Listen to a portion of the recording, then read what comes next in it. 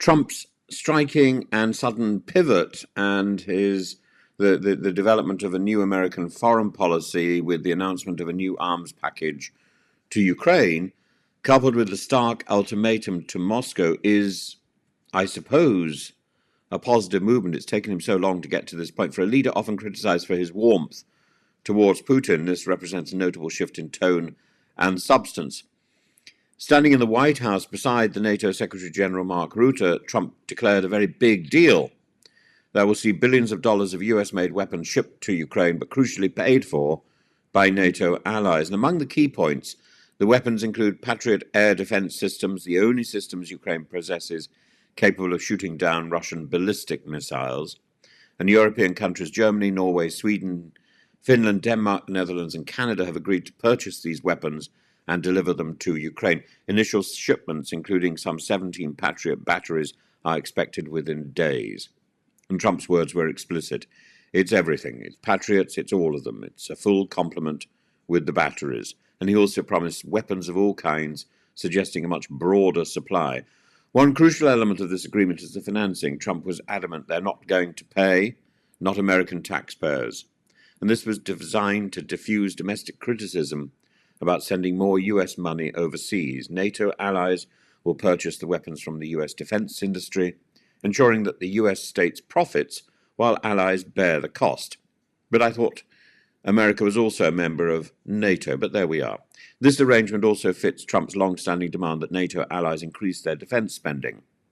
Equally striking was Trump's change in tone. Previously skeptical about Ukraine's prospects, dismissive of President Zelensky, and famously slow to commit US support, Trump now praises Ukraine's tremendous courage.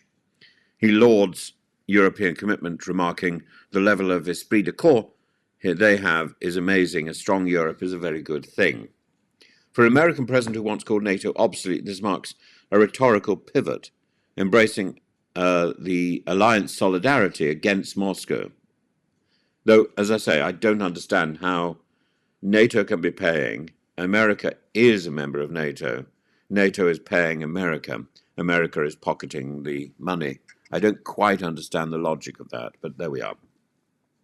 Beyond arms deliveries, Trump issued a stark warning to Russia. He gave Putin 50 days to agree to a ceasefire or face 100% tariffs on all Russian goods entering the US. More significantly, he promised secondary tariffs, punishing any country continuing to buy Russian oil or commodities. And this approach is designed to target Russia's biggest economic lifeline, energy exports to China and India. As Trump put it, the secondary tariffs are very, very powerful. This represents a significant escalation in economic pressure, threatening not only Moscow but also its trade partners.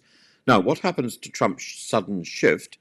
He offered his own reasoning in characteristically blunt terms. I thought we had a deal done 4 times, and then you go home and you see he just attacked a nursing home or something in Kyiv.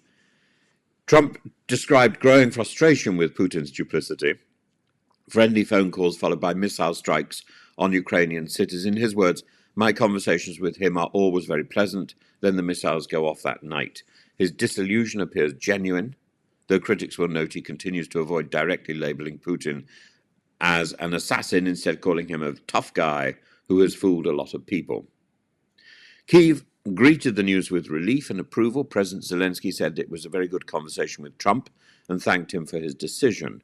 Ukrainian security officials, long anxious about Trump's intentions, responded with a simple, sardonic cool. European leaders, too, welcomed the move. Germany announced it would buy more Patriot systems and hailed Trump's important initiative. Moscow predictably tried to shrug it off. Senior Russian lawmakers called Trump's threats hot air. They might have said a lot of Theresa May. Kremlin-aligned bloggers mocked the announcement, suggesting Trump only wanted to boost US arms sales. That's also true.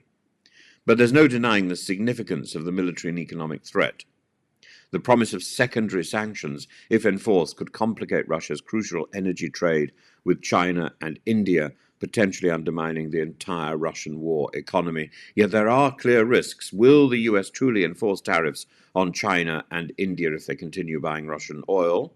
That could ignite a trade war far beyond Ukraine. And is the timeline credible? 50 days is a tight window, and there's no guarantee Putin will comply.